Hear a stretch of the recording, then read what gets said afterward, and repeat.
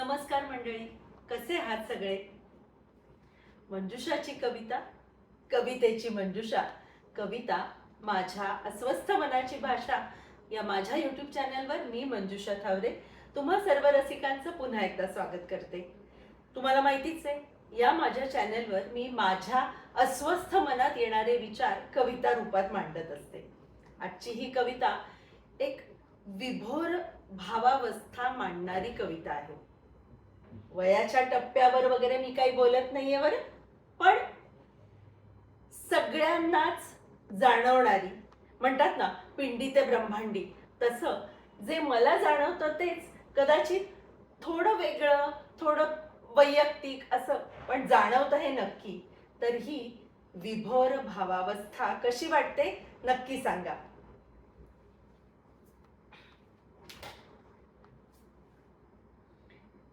ही विभोर भावावस्था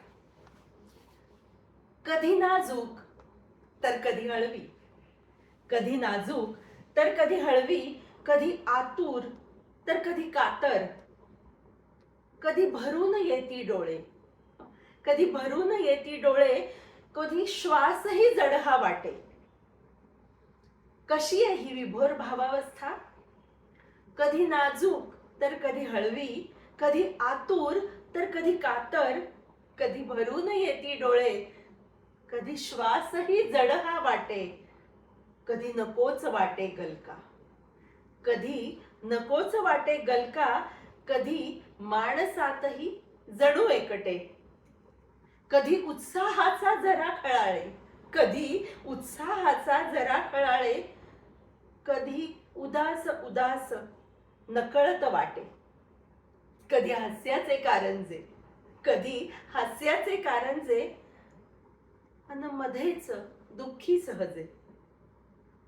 का येती तीव्र भावनिक उमाळे, का येती तीव्र भावनिक उमाळे, का वाटे मध्येच टाळावे सारे सोहळे.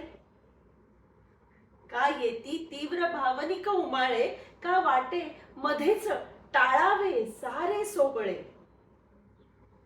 ही दाटून येते, ही दाटून येते कसली अनामिक हुरहुर, जणू खूप भासते शांततेत काहूर. ही दाटून येते कसली अनामिक हुरहुर, जणू खूप भासते शांततेत काहूर. कधी हसता हसता, कधी हसता हसता कंठ येई भरून, कधी हसता हसता कंठ येई भरून, अन घामाने शरीर जाई निथळून. ही काय भानगड, ही काय भानगड, कसली अनामिक चिंता, ही कोडे घाली मजला माझीच नाजूक अवस्था. जाणवते, जाणवते मजला ही बदलाची परिभाषा, जाणवते मजला ही बदलाची परिभाषा. वय येते या वळणावर, वय येते या वळणावर, नवीन फुटती रेषा. व्यर्थ नकोच चिंता, व्यर्थ नकोच चिंता, व्यक्त कोणापाशी करावी व्यथा. व्यर्थ नकोच चिंता, व्यक्त कोणापाशी करावी व्यथा. पन्नाशीची जाणीव देई ही विभोर भावावस्था, ही विभोर भावावस्था. मंडळी, तुम्हालाही कदाचित थोड्याफार प्रमाणात असंच काही जाणवतं का? मला नक्की सांगा, कमेंट करा आणि माझ्या कविता कशा वाटतात हे नक्की कळवा. एक सबस्क्राईबचं बटन दाबा, एक लाईक करा, शेअर करा, सबस्क्राईब करा आणि कमेंट करा.